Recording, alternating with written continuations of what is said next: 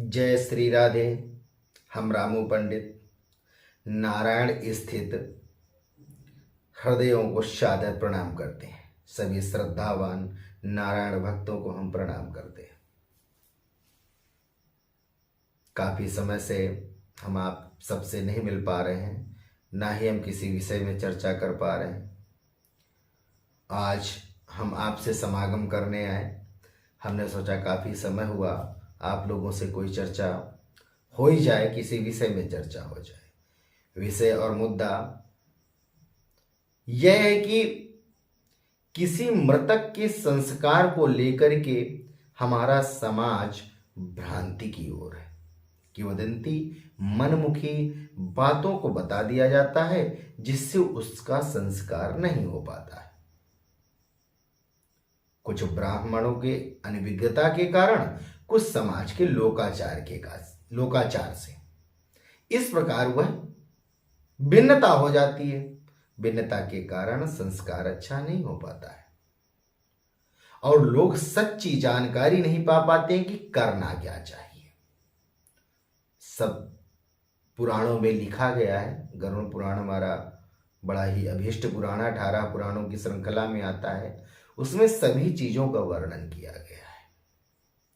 अब उसका अध्ययन ही कोई ना करे और अध्ययन ना करने के बाद अगर किसी चीज का समाज में उचित निर्णय ना दिया जाए तो धीरे धीरे समाज भ्रष्टता की ओर जाएगा और दोषयुक्त हो जाएगा। जब दोषयुक्त हो जाएगा तो इस प्रकार का दूषित समाज धीरे धीरे अकल्याण की ओर जाने लगेगा और कोई नहीं चाहता है, या आप भी नहीं चाहते हैं कि हम सब अकल्याण की तरफ जाएं। कल्याण मार्ग ही हमारे लोगों के लिए प्रशस्त मार्ग है। हमारे ऋषियों ने, मनीषियों ने, विद्वानों ने और यहां तक कि व्यास जी ने भी पुराणों का निर्माण हमारे कल्याण, जन कल्याण हेतु ही किया है।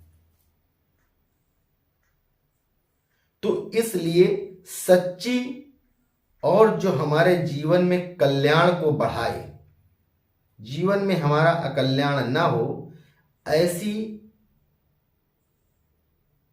प्रविधि को सदैव अपनाना चाहिए।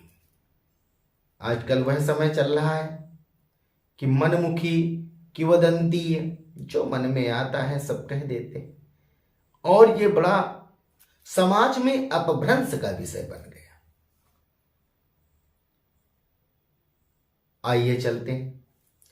जैसे कोई मृतक अपने शरीर को छोड़ता है, कोई प्राणी अपने शरीर को छोड़ता है, तो उसके घर के परिजन लोग जो है होते हैं उस समय दुख से व्यथित रहते हैं।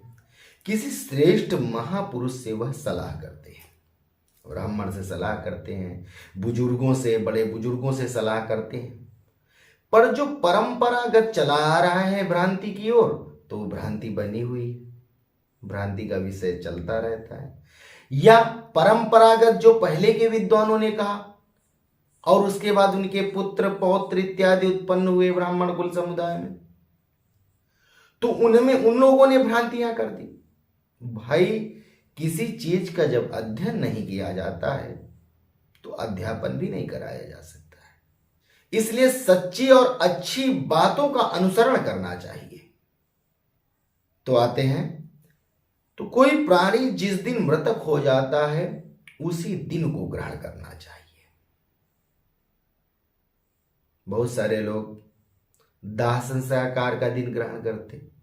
दाह संस्कार का दिन जब ग्रहण करना चाहिए जब उस व्यक्ति की मृत्यु का हमें ज्ञान ना हो कि ये कब मृत हुआ, हमें कुछ ज्ञान नहीं हुआ। जब हम जानकारी पाए तो उसी दिन को ग्रहण कर लेना चाहिए। जैसे रात्रि में किसी की मृत्यु हो गई, सुबह सूर्योदय काल पे मैंने देखा, तो जो सूर्योदय काल पे मैंने देखा उसी समय को मैंने उसी दिन को ग्रहण कर लिया। और हमें निश्चित हो जाए शाम को कि यह व्यक्ति आज शाम को समाप्त हुआ, तो मुझे उसके पूर्व एक दिन को ग्रहण करना चाहिए, उसके पूर्व दिन को ग्रहण करना चाहिए। तो यह बहुत सारी समाज में भ्रांति है जिससे उसके संस्कार अच्छे नहीं हो पाते और विडंबना का विषय तो यह है कि बहुत दिनों तक तो लोग शुभ मुहूर्त ढूंढते थे। मंगलवार ना पड़े, चलो एक दिन बढ़ा लेते। रविवार ना पड़े अंत्येष्टि कर्म में, एक दिन बढ़ा लेते। लोटा लेने के लिए भी शुभ मुहूर्त ढूंढते थे। अरे मित्र बंधुओं, उसके लिए शुभ मुहूर्त किस बात का, वो तो अशुभ घड़ियां है, व्याप्त है। शास्त्र ने कहा है कि ऐसी परिस्थितियों में जो जैसा हो उस प्रकार कर्म करना चाहिए। इसमें कोई नियम नहीं है कि ऐसा करना चाहिए कि नहीं नहीं शुभ मुहूर्त ढूंढो, ऐसा कुछ नहीं। जैसी स्थिति परिस्थिति बन जाए उसके अनुकूल करना चाहिए। न सोम, न मंगल, न बृहस्पति, कोई ऐसा दिन। कुछ लोग दिन बढ़ाते हैं, ऐसा कुछ नहीं है। क्रमबद्ध करना चाहिए नियम से।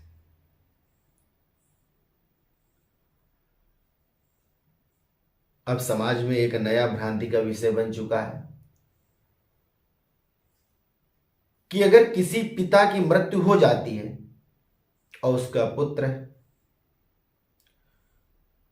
और अगर उसका यज्ञोपवीत नहीं हुआ है तो उसे कर्म से वंचित करते हैं। समाज के कुछ लोग हैं, हम सब हैं, और यह सब हमारे ब्राह्मण जन समुदाय के द्वारा भ्रांति पैदा हो गई कि हम उसे वंचित करते हैं और कहते हैं कि आप यज्ञोपवीत धारी नहीं हो, इस कारण कर्म नहीं कर सकते हो। पर ऐसा तो गरुड़ पुराण में कहीं है नहीं कि कर नहीं सकते हो। ऐसा तो गरुड़ पुराण में है ही नहीं कि कर नहीं सकते हो। दूसरी बात,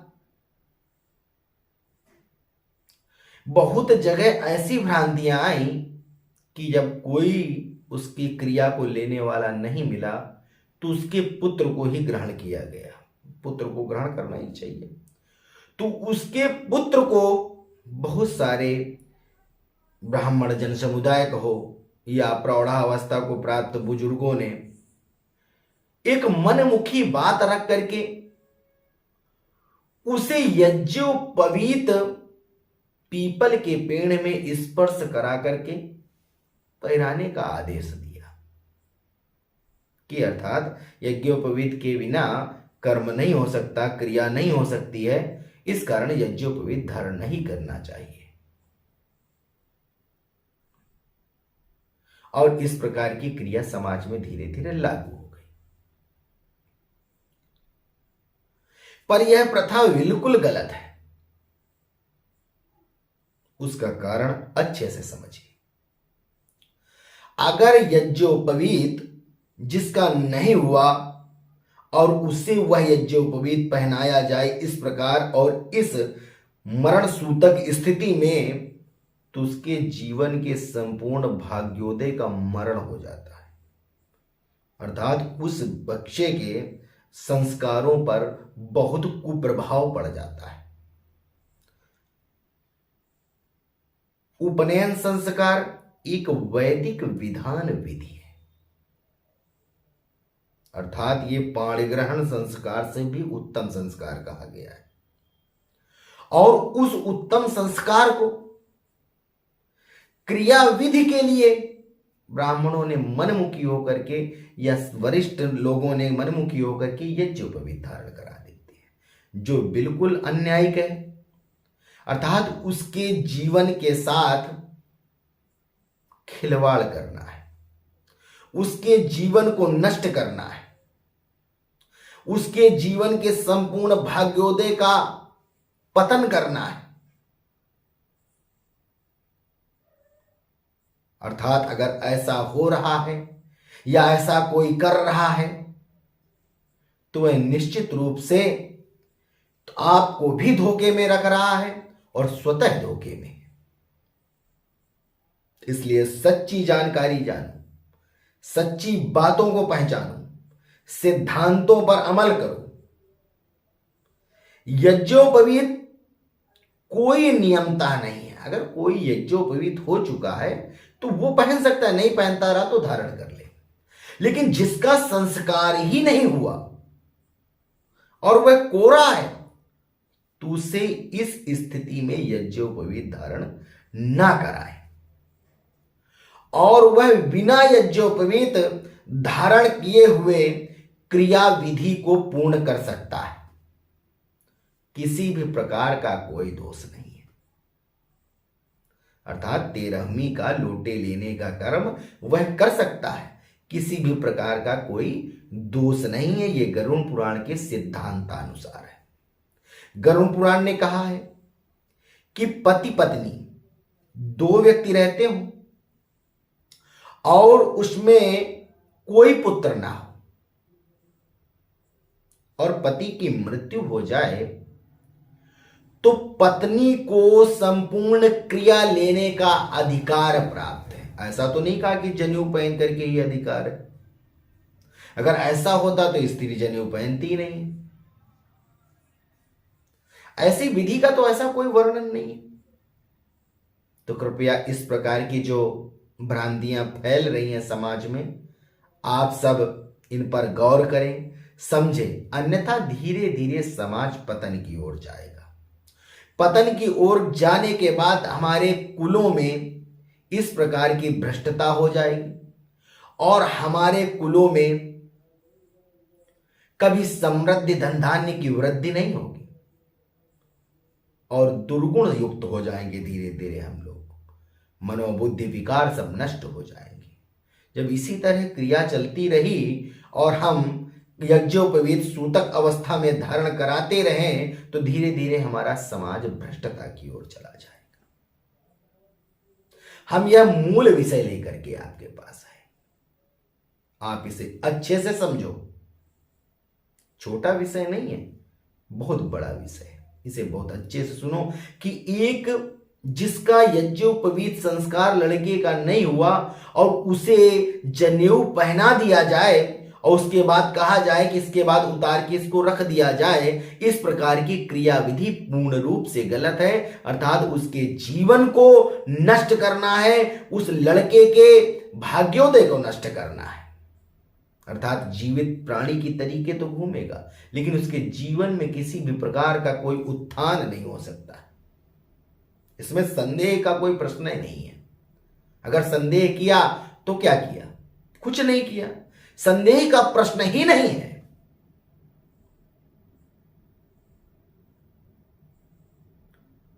यह सब जितनी बातें हमने बताई कोई अपनी मनमुखी किंवदंती बातें नहीं है। यह गरुड़ पुराण के सिद्धांतानुसार है। इसलिए इन सभी बातों को आप सब समझें, आप भी जानें कि क्या सत्य है और क्या सही है। सही पर अमल करें। किसी भी प्रकार से कहीं अधूरी जानकारी आपको मिलती है तो उस अधूरी जानकारी को किसी श्रेष्ठ ब्राह्मण से जाकर के उचित परामर्श करें, क्या सत्य है क्या सत्य नहीं है। तुम्हें सच्ची जानकारी होगी, पर ढूंढना आपका कार्य है कि कौन तुम्हारी नजरों में सर्वोत्तम और श्रेष्ठ है। अब जब जिसे तुम सर्वोत्तम मानोगे, तुम्हारी जिस जैसी बुद्धि होगी, जैसा सर्वोत्तम मानोगे, वैसा ही तो तुम्हें निर्णय मिल पाएगा। सच्चा और अच्छा निर्णय भी एक प्रारब्ध का नियम है।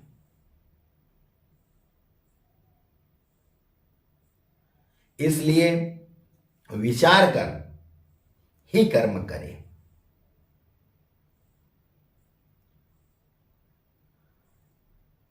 और बहुत सारी भ्रांतियां हैं जिनका मैंने पहले ही पूर्व में विवेचन कर दिया है।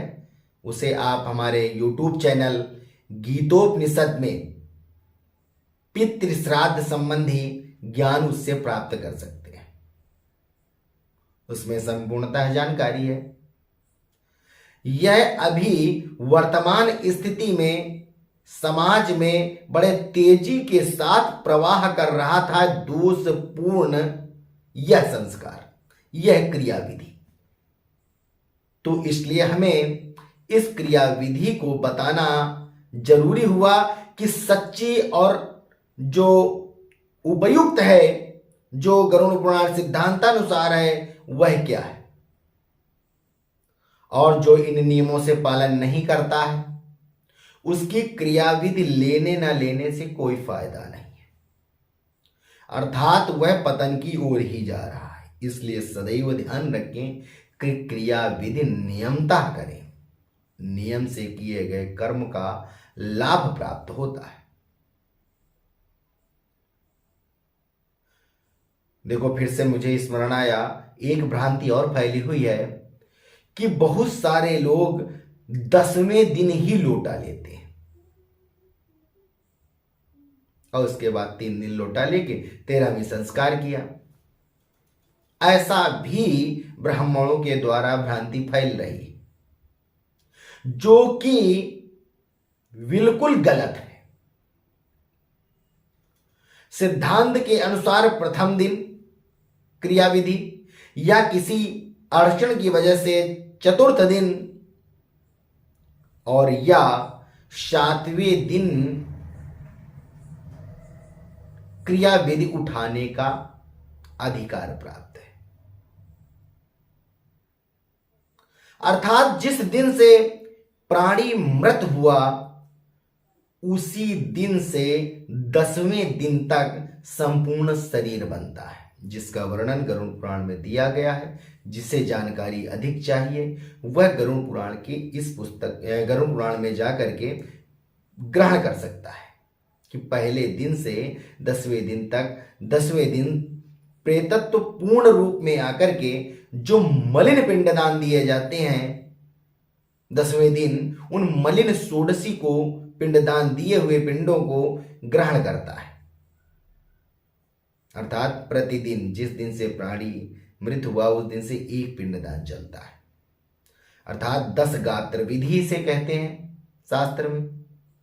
10 गात्र विधि अर्थात प्रतिदिन से धीरे धीरे धीरे 10वें दिन तक एक एक पिंडदान दिया जाता है, जिससे उसका संपूर्ण शरीर बनता है और 10वें दिन शरीर बनने के बाद मलिन षोडशी उसी दिन से पूर्ण होती है। तो इसलिए क्रिया विधि नियमतः करें, आपका निश्चित कल्याण होगा। जय श्री राधे। जल्द ही आ रही 4 दिसंबर को गीता जयंती की हार्दिक शुभकामनाएं सभी को। गीता जयंती के दिन भगवान श्री कृष्ण के गीता का आप सभी पाठ करें या किसी ब्राह्मण के द्वारा पाठ करावें। निश्चित रूप से आपके जीवन में कल्याण होगा। भागवत वचन है, अनेकों प्रकार के दोष जो है घर के नष्ट हो जाते। गीता जयंती के दिन गीता भगवान ने कही थी, इसलिए उसका महत्व सर्वोपरि है। इसलिए सभी लोग गीता का पाठ श्रवण करें और या तो स्वतः पढ़ें। गीता का पाठ अगर आपको श्रवण करना है तो हमारे YouTube चैनल गीतोपनिषद में आप श्रवण कर सकते हैं। इसके अलावा आप स्वतः पुस्तक देखकर अध्ययन कर सकते हैं, जो कि सर्वोत्तम है। जय श्री राधे। जय श्री राधे।